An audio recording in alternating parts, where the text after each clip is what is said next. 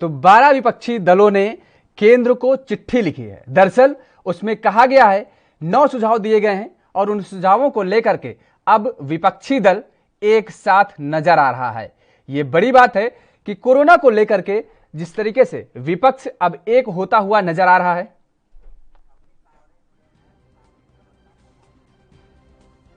और हमारे साथ कांग्रेस नेता अमित तावरे जी जुड़े हुए हैं। तावरे जी, जिस तरीके से अब ये देखने को मिला है कि 9 मुद्दों पर आप लोगों ने आवाज उठाई है, सलाह दी है, क्या लगता है कि केंद्र सरकार उन सलाहों को मानेगी?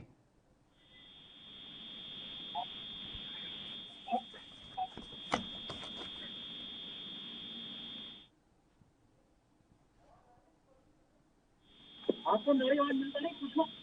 तावरे जी, आवाज मिल पा रही है आपको?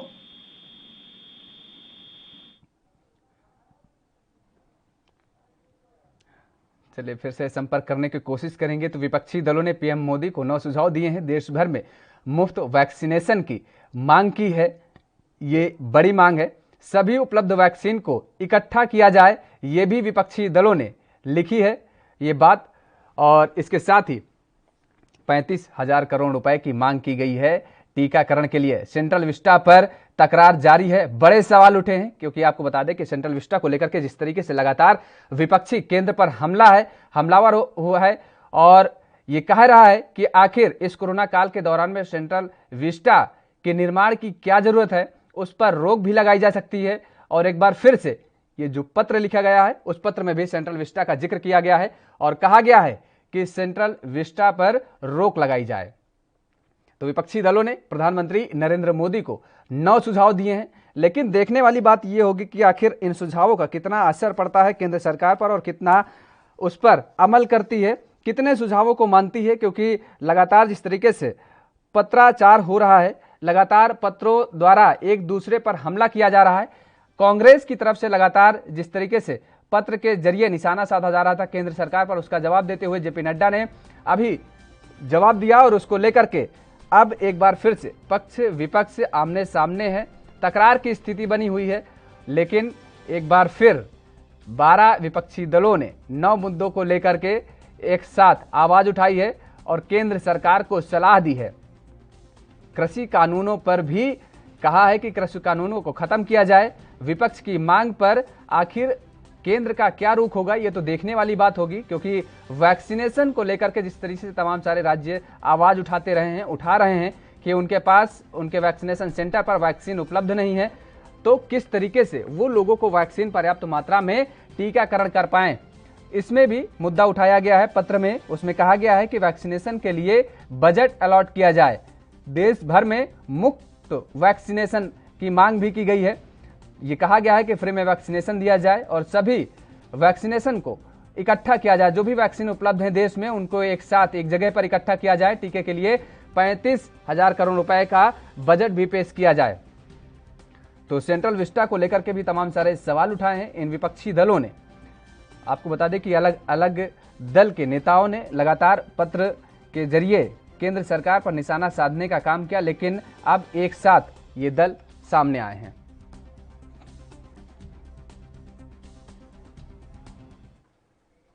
और चर्चा को आगे बढ़ाएंगे। हमारे साथ तीनों मेहमान जुड़े हुए हैं। आई सिंह हैं, बीजेपी के प्रवक्ता हैं, और इसके साथ ही साथ अमित तावरे जी हैं, कांग्रेस का पक्ष रखेंगे। ईशान त्यागी जी हैं, राजनीतिक विश्लेषक हैं। तावरे जी, आपके पास आएंगे। क्या लगता है कि भारतीय जनता पार्टी, बहुत कम शब्दों में जवाब दीजिएगा, क्या लगता है कि ये आप पर अमल करेगी? हेलो तावरे जी, आवाज आ रही है? देखिए, इनसे उम्मीदें तो कम हैं, क्योंकि सबसे पहले पिछले साल की यदि हम बात करें तो हमारे राहुल गांधी जी ने इनको पहले चेताया था जब इस देश में कोरोना नहीं आया था। लेकिन उस समय इन्होंने बात नहीं मानी और नमस्ते ट्रंप का जो स्वागत किया था, जो गुजरात में इनका कितना बड़ा इवेंट हुआ था, और उसके कारण लगातार गुजरात की क्या स्थिति हुई, दिल्ली की क्या स्थिति हुई, आपने हमने सबने देखा है। और ये लोग तो शुरू से गंभीर नहीं है। आप देखिए, ये लोग आरोप लगा रहे हैं कि हम लोग राजनीति कर रहे हैं और मोदी जी को नीचे दिखाना चाहते हैं। अरे नीचे तो इन्होंने भारत देश को दिखा दिया। आज भूटान जैसे देश से हमको सहायता लेनी पड़ रही है। हम चले थे विश्व गुरु बनने और आज हमको सबसे सहायता लेनी पड़ रही है। हम बड़े ऑक्सीजन उत्पादक देश थे, लेकिन इनकी ठीक है, आ गई बात आपकी, समझ गए, आपकी बात पूरी आ गई कि जो अभी तक निर्यात करने की बात की जा रही है वो आयात किया जा रहा है। कैप्टन आई सिंह जी, आपने सुना, और जो पत्र लिखा गया है, पत्र में एक बहुत महत्वपूर्ण चीज का जिक्र किया गया है, वो है सेंट्रल विस्टा, क्योंकि लगातार पिछले कुछ दिनों से विपक्षी दल लगातार हमलावर हैं। क्या कहेंगे कि आखिर क्या जरूरत है इस दौर में, जब देश को बेड चाहिए, जब देश को आईसीयू चाहिए, जब देश को स्वास्थ्य सुविधाएं चाहिए, उस समय क्या सेंट्रल विस्टा पर रोक नहीं लगाई जा सकती? बिल्कुल लगाई जा सकती, पर इसके कोई नियम होते हैं, और ये नियम जो है ना कोई ऐसे सरकार को इतनी जल्दी अपने आप नहीं बना देती। ये जो है ना सब एक नियम अनुसार ही, जो अगर सेंट्रल विस्टा है तो उसमें भी जो नियम है उसी पे है। अब मैं आपको बताना चाहूंगा कि इन्होंने जो राहुल गांधी का जो हवाला दिया, राहुल गांधी ने ही इस वैक्सीन के ऊपर सबसे पहले सवाल उठाए थे, और इतने उठाए थे कि इसका तो विश्वास ही नहीं है, इसको बहुत जल्दी में बना दिया है, ये वैक्सीन लगाने लायक योग्य है भी नहीं, और इतनी जल्दी बीजेपी को क्या चाहिए वैक्सीन लाने की, इतनी जल्दी इसको क्यों लेके आए। तो ये सारे सवाल उठाने वाले भी राहुल गांधी थे, और भी अन्य पार्टियां इनकी इतनी, आज के इसमें जो लेटर में 12 पार्टियां हैं ना, ये उस टाइम सारी पार्टियां थी। समाजवादी के नेता ने तो यहाँ तक कह दिया था कि ये बीजेपी की वैक्सीन है, केजरीवाल ने भी कहा था कि वैक्सीन लगाने योग्य नहीं है। तो ये वही लोग हैं, आज वही सब इकट्ठे होकर चिट्ठियां लिख रहे हैं। इनका इन्हें वैक्सीन का कमी नजर नहीं आ रही, इन्हें कमी ये आ रही है कि मोदी की जो पॉपुलरिटी बढ़ी है उससे ये भयभीत है सारी पार्टियां, उससे सोच रहे हैं कि हमारा राजनीतिक भविष्य खत्म होता जा रहा है। इसलिए इन्हें डर उसका नहीं है कि हम आप चले जाएंगे, इन्हें डर है कि शेर आ रहा है। ठीक है कैप्टन आई सिंह जी, ठीक है, वैक्सीन के आंकड़े आपके पास भी नहीं है। पिछले दिनों जिस तरीके से नीति आयोग के अध्यक्ष ने ये बात कही थी कि 1000 वैक्सीनों का जो है निर्यात करेगा भारत, लेकिन अब क्या आयात की स्थिति बन गई है? आएंगे आपके पास, फिलहाल वक्त हो चला एक छोटे ब्रेक का, ब्रेक के बाद आते हैं फौरन।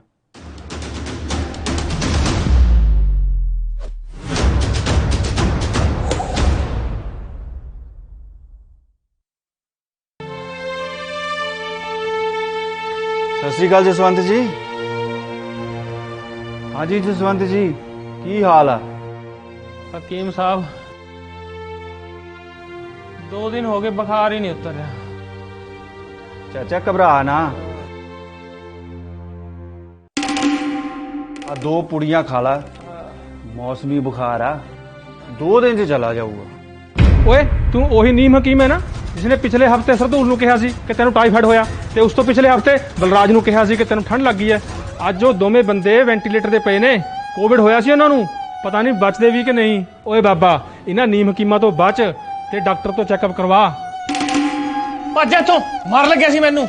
ਜਦੋਂ ਵੀ ਕੋਰੋਨਾ ਵਾਇਰਸ ਦਾ ਕੋਈ ਲੱਛਣ ਜਿਵੇਂ ਕਿ ਬੁਖਾਰ, ਗਲਾ ਖਰਾਬ ਆਦि ਆਉਂਦਾ ਹੈ ਤਾਂ ਉਸੇ ਵੇਲੇ ਡਾਕਟਰ ਕੋਲੋਂ ਚੈੱਕਅਪ ਕਰਾਓ। ਨੀਮ ਹਕੀਮ ਤੋਂ ਦੂਰ ਰਹੋ, ਸਮੇਂ ਸਿਰ ਚੈੱਕਅਪ ਨਾਲ ਤੁਹਾਡੀ ਜਾਨ ਬਚ ਸਕਦੀ है। पंजाब सरकार वालों जनहित विच जारी। कम ब्रेक और ज्यादा खबरों के साथ देखिए ANB news in channel number पर।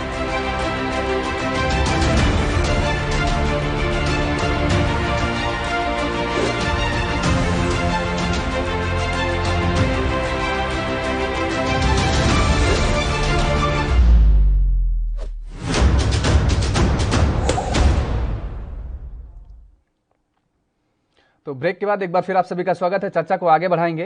ईशान त्यागी जी आपके पास आएंगे। क्या लगता है कि इस समय देश को किस चीज की जरूरत है, सेंट्रल विस्टा की या हॉस्पिटल की? नहीं, देखिए मेरे हिसाब से तो योगेश जी ये सवाल ही नहीं बनता कि सेंट्रल विस्टा की जरूरत है या फिर हॉस्पिटल्स की जरूरत है। आप 130-135 करोड़ लोगों से पूछेंगे हमारे यहाँ तो सभी बोलेंगे कि इस टाइम देश को बचाने की जरूरत है, देश की गरिमा को बचाने की जरूरत है।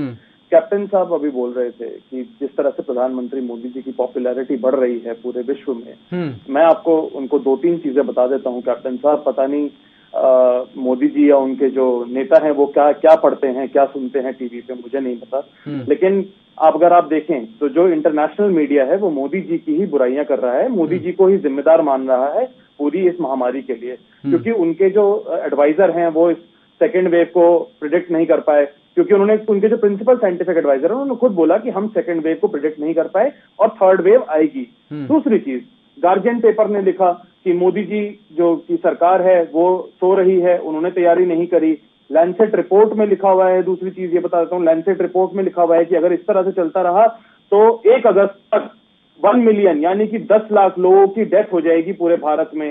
तीसरी चीज, मोदी जी को सुपर स्प्रेडर बोल चुके हैं, क्या बोलते हैं, सुपर स्प्रेडर घोषित कर चुके हैं बंगाल में।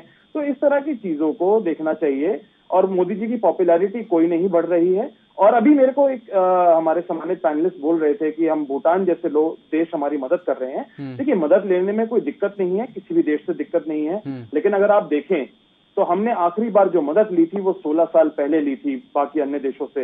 उसके बाद भारत की ये पॉलिसी थी कि भारत अन्य देशों से मदद नहीं लेगा और भारत आत्मनिर्भर बन गया था असली मायनों में। अब अगर हम आत्मनिर्भर अपने आप को बोल रहे हैं सिर्फ, तो कागजी आत्मनिर्भर बोल रहे हैं, लेकिन हमारे पास एड आ रही है कई देशों से, तो ये चिंता का विषय है। दूसरी चीज यहाँ पर एक और मैं बात बताता हूँ आपको कि वीकेंड पे यानी कि शनिवार रविवार को विगत यूरोपियन यूनियन का समिट हुआ, जिसमें प्रधानमंत्री मोदी जी ने वहां पे बोला यूरोपियन यूनियन में कि आप जो वैक्सीन का पेटेंट है उसको हटा दीजिए, जिससे भारत वैक्सीन बना सके। जो बाकी जो पेटेंट हटेगा तो भारत की जो कंपनियां हैं वो वैक्सीन बना पाएंगी।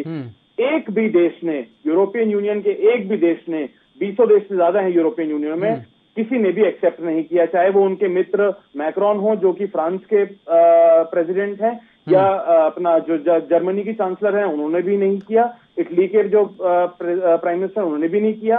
तो ये कहां से गरिमा बढ़ रही है? अगर गरिमा बढ़ रही होती तो किया कि आप फाइजर की वैक्सीन भारत में बना सकते हैं, जिसका काम अभी शुरू नहीं हुआ। हालांकि जब सरकार सोचे उठेगी तब हो जाएगा शुरू। तो यूरोपियन यूनियन ने क्यों नहीं किया? अगर उनकी लीडरशिप इतनी स्ट्रांग है, अगर वो विश्व नेता है, अपने आप को विश्व नेता घोषित कर चुके हैं, तो क्यों नहीं हुआ ये काम? कैप्टन साहब बताए कि यूरोपियन यूनियन ने पेटेंट क्यों नहीं वेव किया? मेरा व्यक्तिगत मानना ये है, व्यक्तिगत मानना मैं अपना बता देता हूँ कैप्टन साहब, की पेटेंट वेव करने से इस टाइम भारत को कोई फायदा नहीं होगा। पेटेंट वेव करने से इसलिए फायदा नहीं होगा भारत को क्योंकि वैक्सीन की जरूरत है इस टाइम। वैक्सीन बनाने में टाइम लगेगा, अभी कम से कम 1 साल लग जाएगा। ईशान जी ले लेते हैं, सवाल लेते हैं। वैक्सीन की डोजेस की जरूरत है, जवाब ले लेते हैं, जवाब ले लेते हैं, कहां से करेंगे? ठीक है। दूसरे देशों की मदद नहीं की है। अब मैं आपको बता देना चाहूंगा त्यागी जी, आपको शायद ध्यान हो, आपके पिताजी कांग्रेस के बहुत बड़े नेता रहे और मेरे बहुत अच्छे मित्र थे। मैं बताऊं कि कांग्रेस 2014 में कांग्रेस ने कर्जा सिर्फ 40 करोड़ कर्जा लेने के लिए हमारा 150 टन सोना गिरवी रखा था इसी कांग्रेस ने। यही स्थिति थी 2014 में जब captain I Singh ji, captain I Singh ji, ठीक, अब कर्जे पर मत जाइए। कर्जे पर तो आपने भारतीय जनता पार्टी की एक सेकंड सुन लीजिए कैप्टन आई सिंह जी, सुन लीजिए, बता रहा हूँ। भारतीय जनता पार्टी की सरकार ने क्या किया? भारतीय जनता पार्टी की सरकार ने क्या किया कि चीन के 40 ऐप बंद कर दिए, तो उनको लगा कि कमर वहां की अर्थव्यवस्था की रीढ़ तोड़ दी। कैप्टन आई सिंह सुन लीजिए, आंकड़े के साथ बात कर रहा हूँ। आज 21 एम्स है, आज हाईवे को ध्यान, ठीक है, मुझे पता था आप एम्स का जिक्र करेंगे।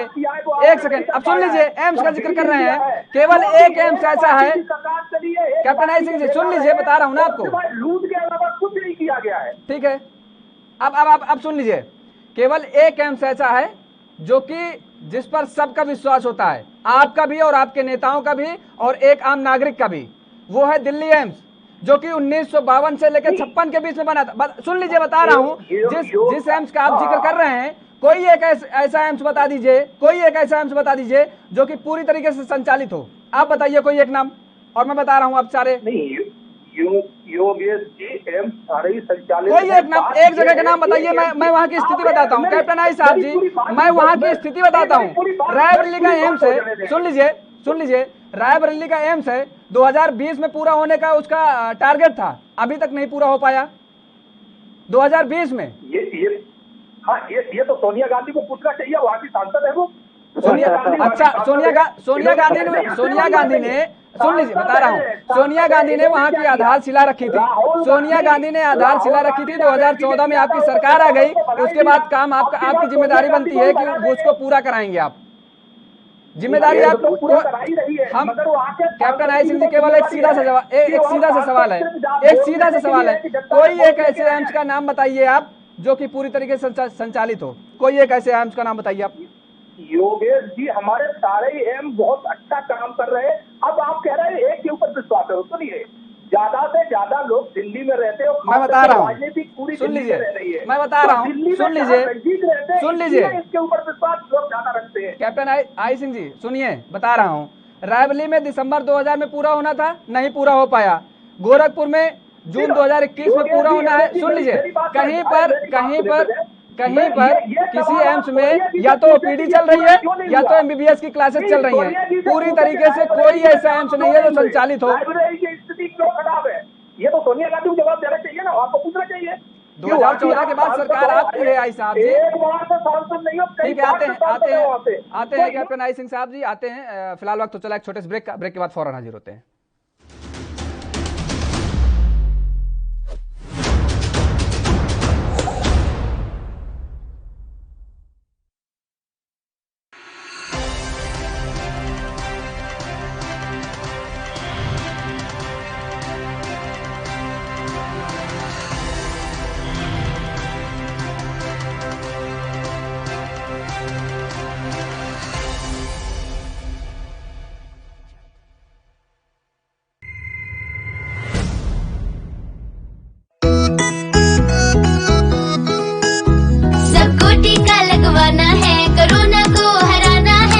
की सुरक्षा अपना कर सुरक्षा चक्र बनाना है।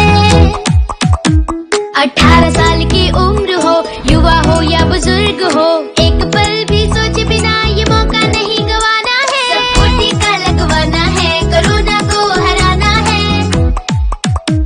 टीका लगने के बाद भी सुरक्षा को अपना कर भी मास्क फिर भी लगाना है, 2 गज की दूरी निभाना है।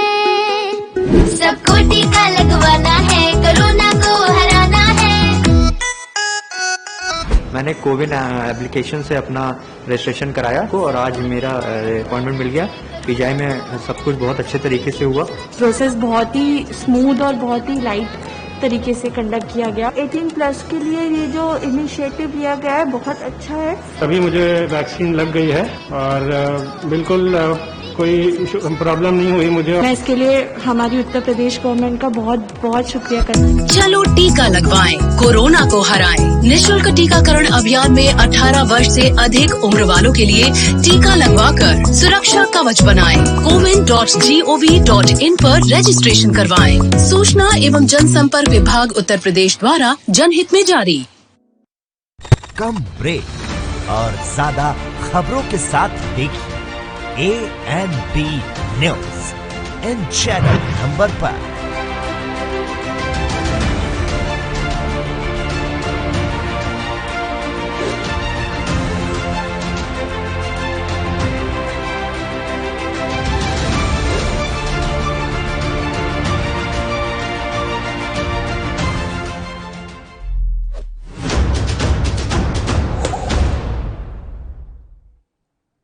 तो ब्रेक के बाद एक बार फिर आप सभी का स्वागत है। चर्चा को आगे बढ़ाएंगे, हमारे साथ सभी मेहमान जुड़े हुए हैं। कैप्टन आई सिंह साहब जी, आपको बता दें कि केंद्र सरकार के पास 4 एम्स के लिए पैसे नहीं हैं। 7 एम्स के लिए पैसे दिए गए, जो कि पूरा पैसा नहीं दिया गया और अभी वो अधूरे निर्मित हैं, अभी उन पर काम चल रहा है। ये आप जानकारी ले लीजिएगा। और जो पैसे इतना डिले दिया जा रहा है, पैसे लेट हो रहा है, तो उनकी कॉस्ट जो है वो बढ़ती चली जा रही है। आप जिन एम्स का हवाला हमेशा देते रहते हैं उन एम्स का। और एक चीज आपको पता नहीं, जानकारी है कि नहीं, एक आईएमए ने एक पत्र लिखा है केंद्र सरकार को, जिसका जवाब केंद्र सरकार ने नहीं दिया है। केंद्र सरकार को आईएमए ने पत्र लिख करके कहा है कि सेंट्रल विस्टा को इस समय रोक देना चाहिए, क्योंकि जो सेंट्रल विस्टा जहां बन रहा है, जब वहां से जो धूल, जो कण उड़ते हैं वो हवा में जाते हैं, उसके वजह से लोगों को कोरोना हो सकता है। और छोटे और मिडिल क्लास के जो हॉस्पिटल हैं उनको तरजीह देना चाहिए। लेकिन केंद्र ने उचित नहीं समझा कि आईएमए के पत्र का जवाब दे दे। बताइए क्या कहेंगे। बोले जी।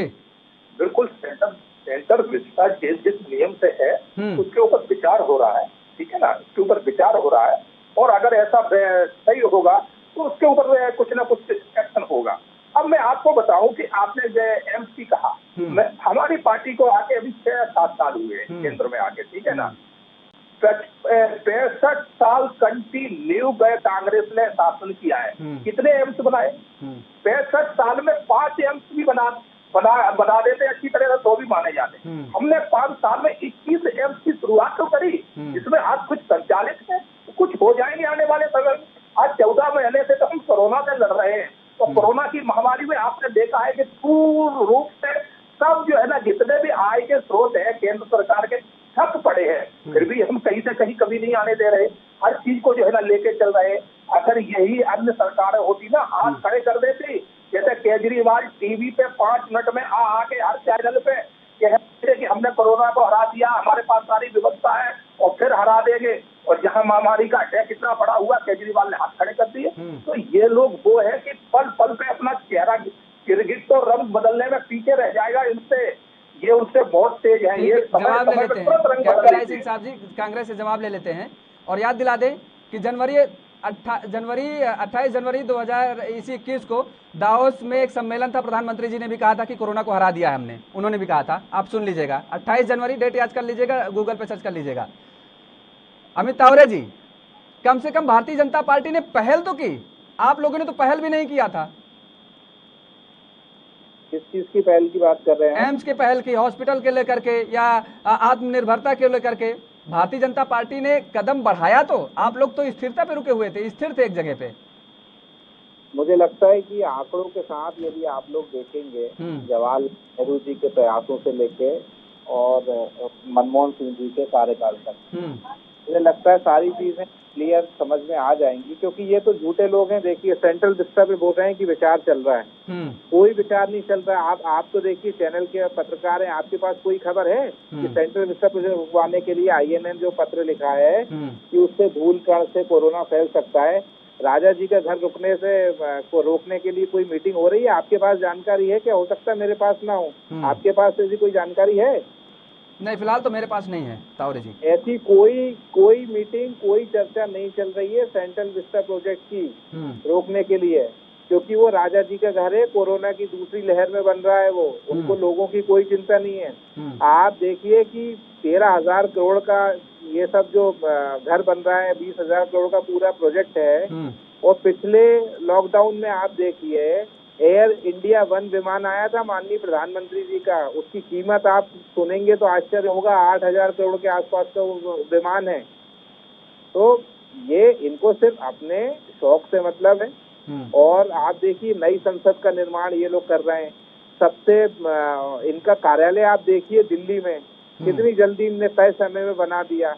अरे भाई, आप एम्स कौन सा चालू हुआ, त्यागी जी ने पूछा, बताइए ना, उसको भी आप डेडलाइन दे देते, जैसे सेंट्रल विस्टा प्रोजेक्ट की लिए डेडलाइन दी है। नहीं, डेडलाइन तो सभी को दी है इन्होंने, ऐसा नहीं है, डेडलाइन सभी को दी है, डेडलाइन मेरे पास है वो, लेकिन इन्होंने वो डेडलाइन को पूरी नहीं की है। मैं भोपाल से बात कर रहा हूँ, भोपाल एम्स की स्थिति आप आकर देखिए, कितने साल हो गए इसको चालू हुए और भोपाल एम्स की क्या स्थिति है। ये लगातार झूठ बोलने वाले लोग हैं। रायबरेली का अभी त्यागी जी ने पूछा तो बोल रहे हैं सोनिया गांधी जी को पूछना चाहिए। अरे भाई, सोनिया जी की सरकार नहीं है, सरकार आप लोगों की सरकार है, ये जवाब आपको देना होगा। चलिए ठीक है, ईशान त्यागी जी से जवाब ले लेते हैं। ईशान त्यागी जी, जिस तरीके से पत्र लिखा गया है, ये तो विपक्षी दलों द्वारा लिखा गया पत्र, लेकिन मुझे लगता है कि सरकार को, केंद्र को IMA के पत्र का जवाब देना चाहिए। अगर उसने कुछ कहा है, कोई सजेशन दिया है या कोई जवाब मांगा है, तो केंद्र का तो इस पे फर्ज बनता है कि उसका जवाब दे। और उसने अंतिम लाइन में यह भी बात कह दी है कि जिस तरीके से स्वास्थ्य व्यवस्थाओं को लेकर के GDP का 1% केवल खर्च किया जाता है, वो 8 से 10% खर्च हुआ होना चाहिए। बिल्कुल सही बात है योगेश जी। देखिए, केंद्र सरकार ने, मुझे जहाँ तक मेरा मानना है, केंद्र सरकार ने जवाब दिया है। केंद्र सरकार ने ये बोला है, मेरा आज जो मैंने पढ़ा है वक्तव्य केंद्र सरकार का, उन्होंने ये बोला है कि वहां पे 400 से ज्यादा लोग काम कर रहे हैं, जो लेबर काम कर रही है इस टाइम, मुझे नहीं पता वो किस हालत में रह रही है, और उस प्रोजेक्ट को रोकना इस टाइम रोकना नहीं चाहिए, ये केंद्र सरकार ने बोला है। अब ये इसको वेरीफाई कर लें जाके सब लोग कि केंद्र सरकार ने बोला है कि इसको नहीं रोकना चाहिए, जो कि सबसे बड़ी चिंता का विषय है। और अभी IG साहब ने बोला, कैप्टन साहब ने बोला कि GDP ये जो हमारा कर्जा है वो बढ़ रहा है, कर्जा 2014 में बढ़ गया। IG साहब की कर्जा अभी की फैक्ट बता रहा हूं मैं, 3 दिन पहले का 74% था डेट टू GDP रेशियो, वो बढ़ के 90% हो गया है। मतलब कि हम कर्जा लिए जा रहे हैं और हमारा GDP घटता जा रहा है, पहली चीज। दूसरी चीज, अब बात कर लेते, चलिए ठीक है, रायबरेली का उठा लिया, रायबरेली एम्स का। रायबरेली में सोनिया गांधी जी आज से तो नहीं है वहां पे सांसद, बहुत पुराने टाइम से हैं, ठीक है, उनकी भी जिम्मेदारी है। अगर उनकी जिम्मेदारी नहीं होती, अगर वो वहां पे विकास नहीं कर रही होती, तो वो 2014 में भी नहीं जीती रायबरेली से, और 2019 में यहाँ जानना त्यागी जी, एक बात और जानना यहाँ पर जरूरी है, जानना ये जरूरी है कि सोनिया गांधी ने 2012 और 13 में आधारशिला रखी थी, 2014 में बीजेपी की सरकार आ गई थी। जी, मैं वही तो बोल रहा हूँ। हुआ क्या है कि देखिए, जो इन्होंने 15 या 21 एम्स बोले हैं ना, उनमें से भी 6 जो हैं वो वाजपेयी जी की सरकार में गठित हुए थे। लेकिन उसके बाद अब कर क्या रही है भारतीय जनता पार्टी? सरकार उनकी गिर गई थी, वहां पे फीता काट देती है। अब जब फीता काट देती है तो फोटो खिंच जाती है, फोटो खिंच जाती है तो वो सोशल मीडिया पे चल जाती है, और आजकल फेक न्यूज का जमाना है, व्हाट्सएप यूनिवर्सिटी का जमाना है, उस पर वो चला देते हैं। अभी आपको मैं कल का एक वाक्य बता देता हूँ कि एक गार्जियन है, बहुत बड़ी मीडिया एजेंसी है, जिसने प्रधानमंत्री मोदी जी की आलोचना करी। किया क्या भारतीय जनता पार्टी के आईटी सेल ने? उन्होंने एक द डेली गार्जियन करके एक फेक वो बना दिया, फेक अकाउंट बना दिया और फेक न्यूज मीडिया हाउस बना दिया।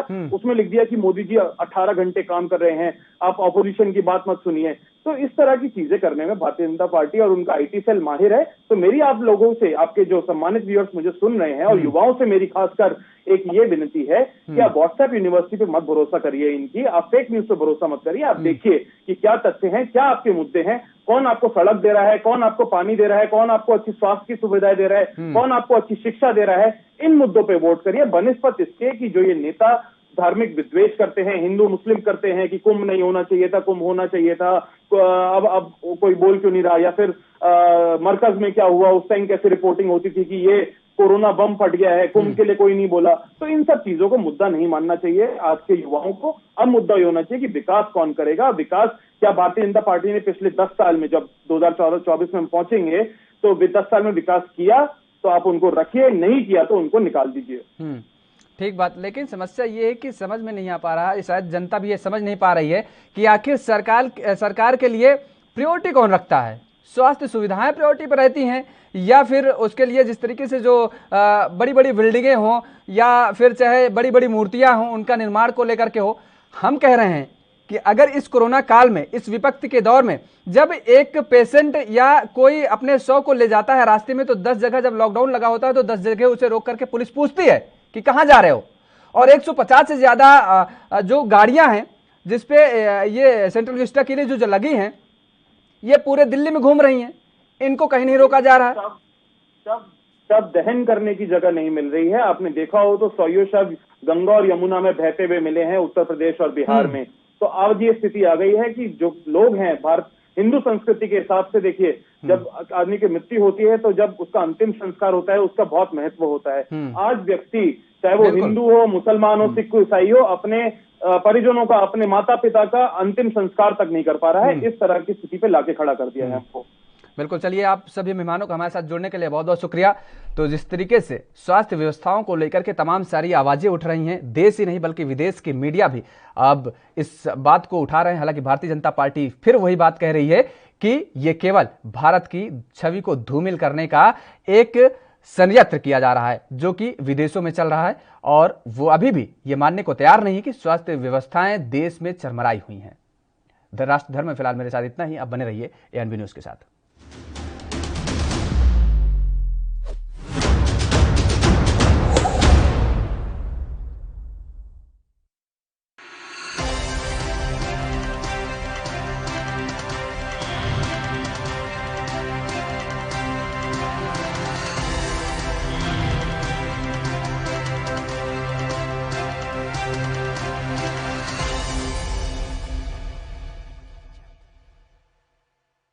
कम ब्रेक और ज्यादा खबरों के साथ देखिए ANB news in channel number पर।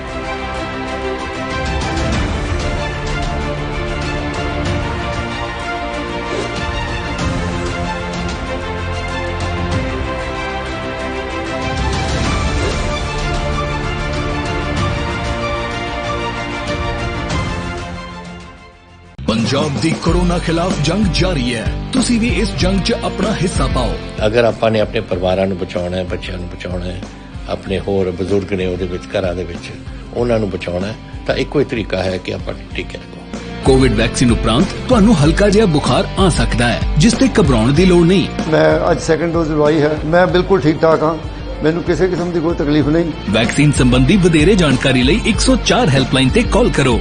वैक्सीन लगाओ, परिवार बचाओ।